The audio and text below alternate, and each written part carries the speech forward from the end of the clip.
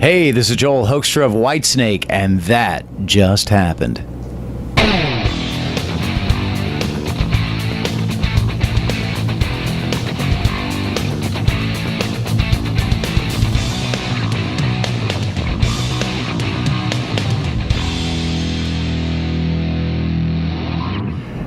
Hey guys, this is Front Row Joe, and we're actually on the tour bus for Whitesnake, sitting down here with Joel Hoekstra. And Joe, very, very happy that you spent some time with us. Yeah, thanks so much, man. Thanks for having me on. Yeah, so now we're doing a killer tour package with Foreigner, Whitesnake, and also with Jason Bonham's Led Zeppelin Evening. Totally stacked. Now, back in the day, you subbed for a sick Mick Jones of Foreigner on 24 hours notice, right?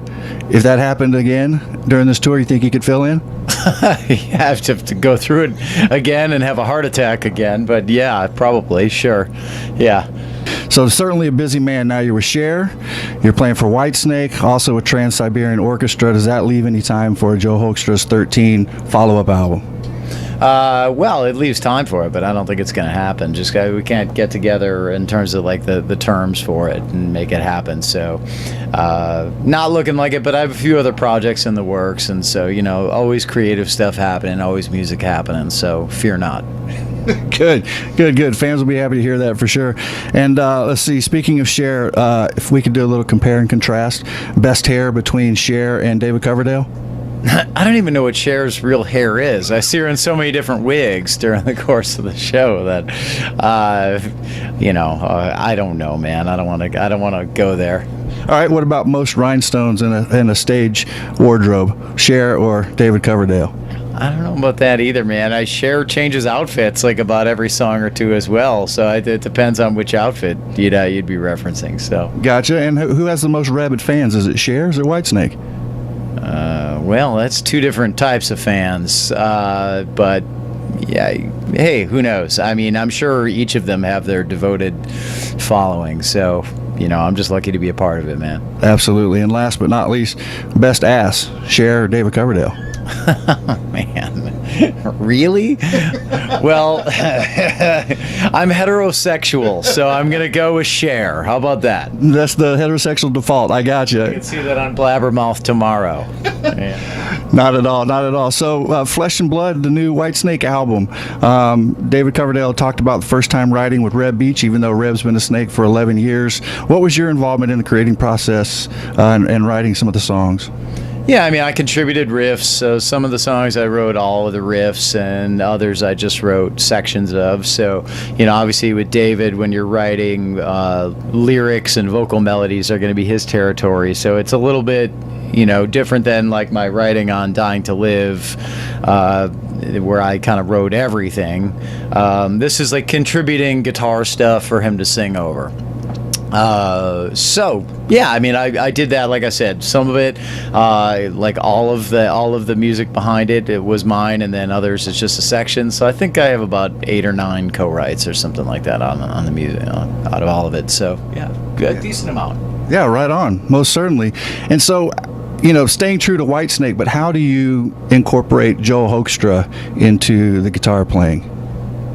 Well, I mean, that's going to happen regardless, just because people play like themselves. So, I've never really taken the attitude of trying to be anybody else with it, and David doesn't want us to. He just wants us to play like ourselves, and just obviously, he'll pull like what he thinks fits best with Whitesnake out of you, and we're on the same page 95% of the time. With something I'll play for a part idea or something, David, almost always will like it and say that's a good fit. And, on occasion he'll just say, nah, not for Whitesnake. But, it's for the most part we're on the same page almost all the time. Oh, that's very cool. That helps for sure. Your Instagram feed reads part guitar celebrity and part fan, considering all the selfies you have with other musicians. It's really cool to see that you're a big music fan as well. Yeah, I mean, I guess you'd have to say I'm like the guy who got to live out his dream and play with a lot of people. I've played with a lot of artists that are a little older than me, guys that I grew up admiring, when I was younger. So, my career, that's a huge part of it is working with all these people that I grew up going, wow, so it's cool to not let that go away and not get, I guess, too acclimated to it. It's a nice dose of reality every once in a while to remind yourself that, hey, when you were a kid, you would have died for this moment, man. So yeah, and speaking of that, in the new era of the music business and touring, there's VIP meet and greets, there's even guitar clinics with the guitarist that you can get as a fan. Can you imagine that back in the day when you were coming up and having an opportunity like that with one of your favorite guitarists, Angus Young? Do you think that access is maybe diminishing the luster of being a guitarist or rocker, that persona, or is it helping to enhance it? I don't know. I mean, it's either or, I suppose, and it's the things like that. It's almost like, why have an opinion? Because it's always about making the best of whatever scenario you have. So, I mean, me, myself, somebody who didn't sell millions of albums, because I really wasn't old enough in the 80s to do it. I was a kid. And, nowadays the climate is so dismal, there's no way you're going to sell millions of albums. I like it because I could be hands-on and keep up with the fans and get to know them and meet them and build my career that way. So, I view all this stuff as a positive. Social media, meet and greets, any of that stuff. But you have to have that personality where you enjoy it, especially on something like the Monsters Rock Cruise that you mentioned earlier. I mean, there's artists that go on there and they don't leave their stateroom for the entire 4 or 5 days on there outside of when they play. Me, myself, I enjoy it, but maybe that's because I'm not too far removed from just being a fan. And maybe it's also just because, I don't know, maybe a little more clarity on these are the people that are actually giving me the ability to do this for a living, I mean, that are supporting. You got to view that stuff as support, not as annoying. Somebody wants your autograph or wants to take a picture, that's support. They're supporting you. I mean, so I view all this stuff as a positive, but there are a lot of old school rock stars that probably would disagree with me and say, no, it sucks. It's, used to have all this mystique and so I get that and respect that too. So, but it's been good for me. Good. Such a long career, varied. Your resume is certainly eclectic. We talked about that. We named this That Just Happened after moments like this. We're going to get off this tour bus and we're going, can you imagine that just happened? We were on the tour bus with Joe Hoekstra. So over your long career, is there a That Just Happened moment that came for you that pops into your mind?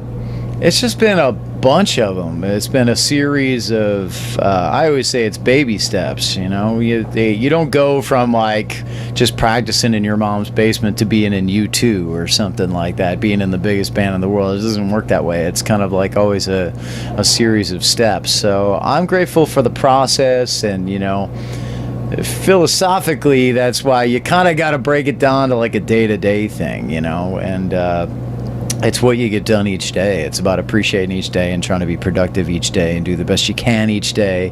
Every moment's important, but you can't hold on to it so tightly you freak people out either. I mean, look, I just do my best with each situation. So my entire life has been what you're talking about. That just happened. I mean, that's my entire life basically.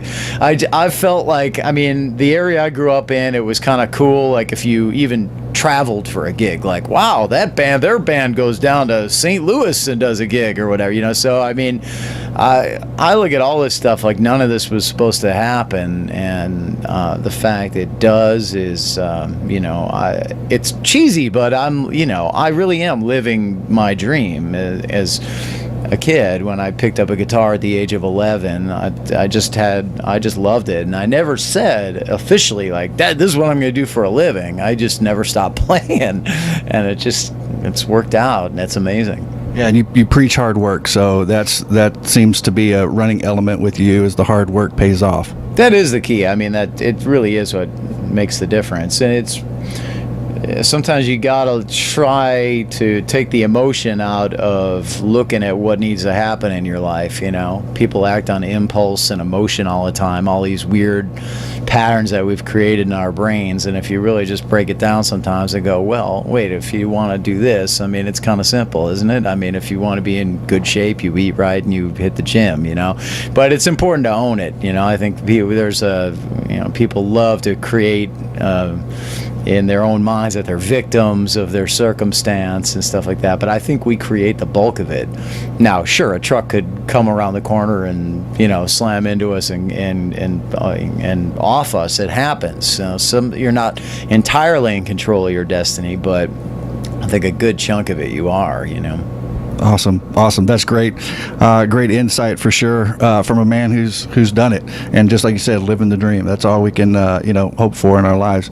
Certainly appreciate the time, Joel. Thanks so much for taking the time and hanging out with us. Thanks. Likewise, man.